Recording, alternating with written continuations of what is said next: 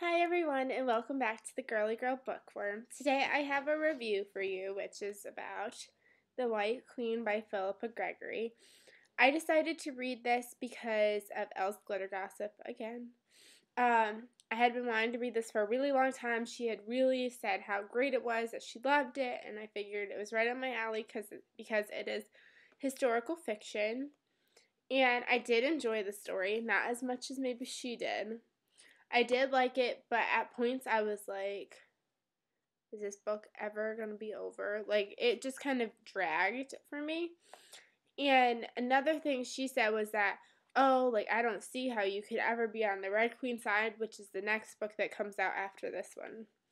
And to me, I don't really like the White Queen. Like, she was not a likable person. Like, Elle would say how likable she was and stuff, and I really didn't like her. She's very well, she starts off, let me just go with the premise of the story. So, this is the story about King Edward IV and Elizabeth Woodville. Elizabeth Woodville is a widow. She is trying to get her land back because when her husband died in war, it went to her mother-in-law. And she is part of the Lancaster supporters, and but now the York king is in power, so she knows that he takes his carriage by the certain spot every day. So she takes her and her two sons out there to stop him and ask him to get her land back for her. And she does, and they fall in love, and they have a secret marriage, and she ends up becoming the White Queen. And so she's putting everybody in power that she likes. She's marrying off her brothers and her sisters, and she's having all these babies. She's got like 20 million babies, I feel like. It's hard to almost keep the character straight because she marries an Edward. She has a son named Edward, and she has a brother named Edward, or some, like, there was like 50 Richards and 50, it was like hard to keep track. I was almost like, I'd have to reread and be like, which Edward is she talking about? And like I said, I did not find her very likable. She was fine in the beginning when she was just becoming queen, like before she became queen, I liked her. And then she became queen and I was like, I can't even say the word. She's not a very nice person. She's very like power hungry and power driven, and she's out to kill everybody basically. Like, she wants to have revenge on all these people because this guy kills her son, no, not her son, her brother and her father. So she's like out for vengeance, and she's like very, very power hungry. Like, even when she's not like technically queen anymore, she's still like after the throne, and she's still like power hungry. I'm like, you weren't born into this. It's not like it's her.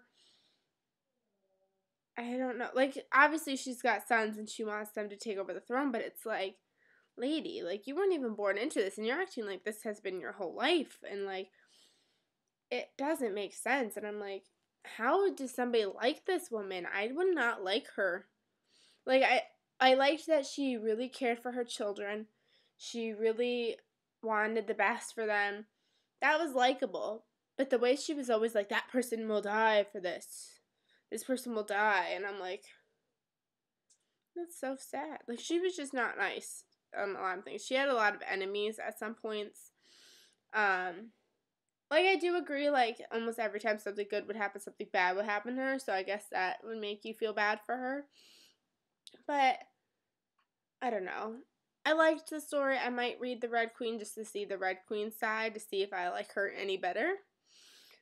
But, I don't know. The one thing I did like is the fact that this is historical fiction, and you could tell she does her research, because I was wondering at first, like, did this really, like, I knew it really happened, but at the same time I was like, huh. So I like Googled it, and it was almost like word for word, almost exactly like her whole story, which was neat. And then the bad thing was, like, I felt like the story went on forever and ever and ever, and I got to the ending and I was like, that's the end? That's how it ends? Like, you don't even find out half the information that you think you would find out. So I had to go on Google the second I finished, and I had to, like, Google it and figure out what happened to, like, her daughter Elizabeth. and because she's betrothed to a man, but she's in love with somebody else, and so I didn't know what happened. Like, who did she marry and all this crazy stuff. But I would suggest reading this if that's kind of what you're interested in, historical fiction around this era. I think this takes place in it starts off in 1464 and it ends in 1483. Oh wait, no, that's the Red Queen excerpt. It ends in, hold on.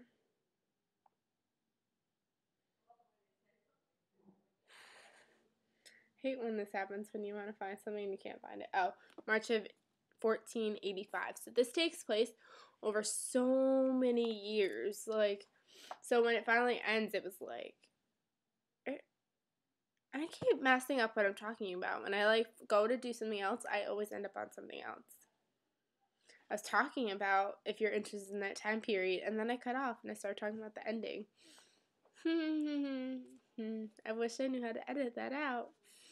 But another thing that I liked, as I noticed when I was flipping through the story, is her mother, plus her, like her mother is the daughter of a water goddess, so she's the granddaughter of a water goddess, so they could use that to like help with their cursings, and they have something called sight, which means that they could kind of almost see into the future. So like before, like when the daughter was born, they were like, she's gonna be a queen one day. Like they already knew, like when she was pregnant, oh, you're gonna have a daughter one day. And it was like, I heard that part was kind of made up as part of the fiction part, but I think in real life she was accused of witchcraft, I think.